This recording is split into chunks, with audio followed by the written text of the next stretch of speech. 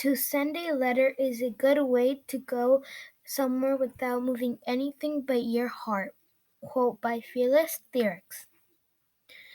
This quote states that sending letter is like talking to someone in person and getting a raw reaction, but without actually being in person physically. The lines of communication in history throughout the U.S. mail began in the 1740s under the direction of British Crown. In the 1770s, the Continental Congress in Philadelphia, Pennsylvania, authorized Benjamin Franklin as the first Postmaster General and started the United States postal system. Even though we are able to communicate in many other ways, one of the most common and used ways is the delivery of mail. Without the post office, people would have to deliver items to others themselves, which in some cases would be difficult or impossible. Before the delivery of mail, nobody knew much about each other because they lived too far from one another. Some people would have to deliver items to friends or families by themselves, and some people couldn't reach out to one another because of long distance.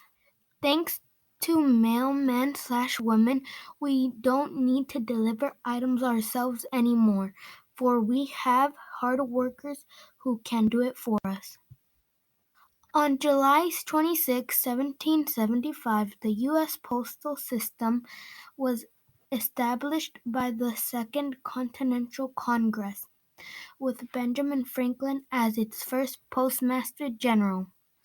Franklin in 1706 through 1790 put in place the foundation for many aspects of today's mail system. During early colonial mails in the 60s, few American colonies needed to send mails to others. It was more likely that their correspondence was with letter writers in Britain. Mail deliveries from across the Atlantic are sporadic and would take many months to arrive. There are no post office in the colonies, so mail was typically left at taverns. In 1753, Benjamin Franklin, who had been postmaster of Philadelphia, became one of two joint masters general for the colonies.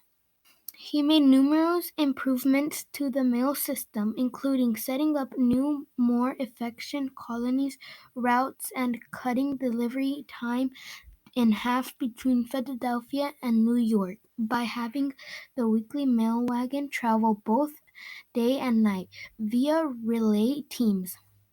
Franklin also debuted the first rate chart which standardized delivery cost based on distance and weight. In 1774, the British fired Franklin from his postmaster job because of his revolution activities.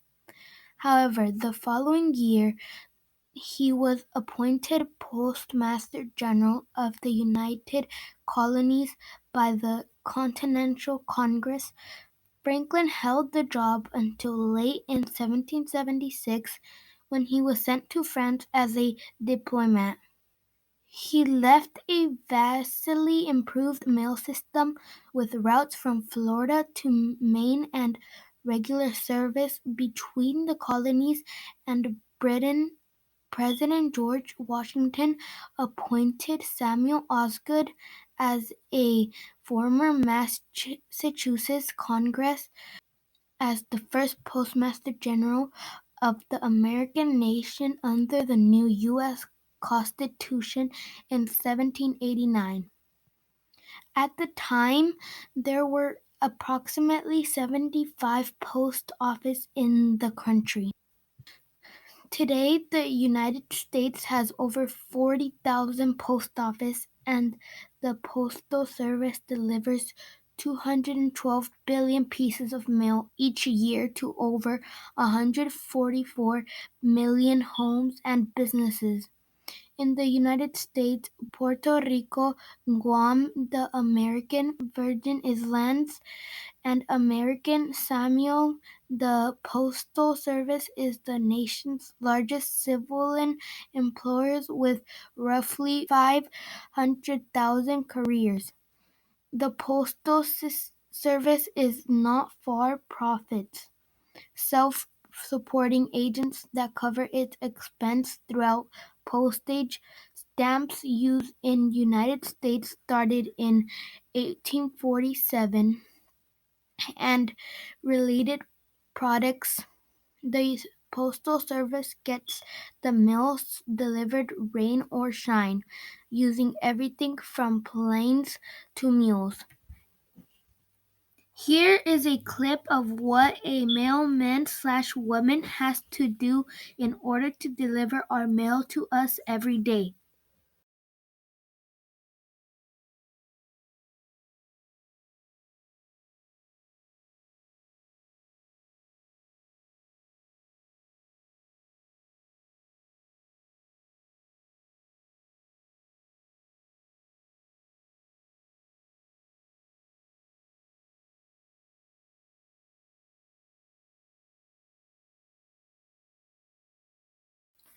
The delivery of mail has helped and changed the world. It has made life easier for everyone. This is because now we can order something and it will come to us without us even getting out of our own home. You can also purchase items that aren't even from your state or country. You can buy things from all over the world without even traveling. You can also buy things that aren't at any of your local stores. This is also thanks to the delivery of mail. The delivery of mail has been and is still is a big part of the communication in history. It has helped many people contact each other and keep in touch. The first thing mail has changed for people is obviously mailmen and mailwomen. Without mail, there wouldn't be mailmen/women, and they would probably have another job.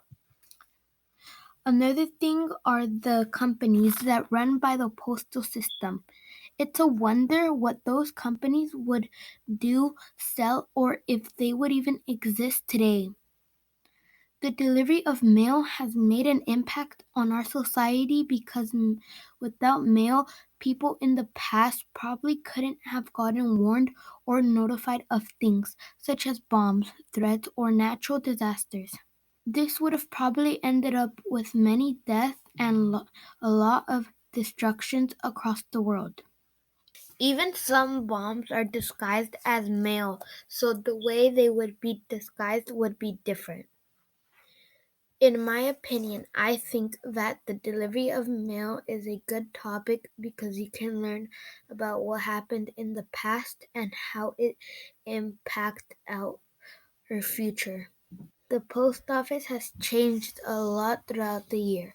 For example, the way the packages look or how they are sent is different than how it was before. The delivery of mail has helped the world because it lets people know what bills to pay and helps them receive their letters. Without the delivery of mail, people wouldn't know when or how to pay their bills and wouldn't be able to receive or give items to others.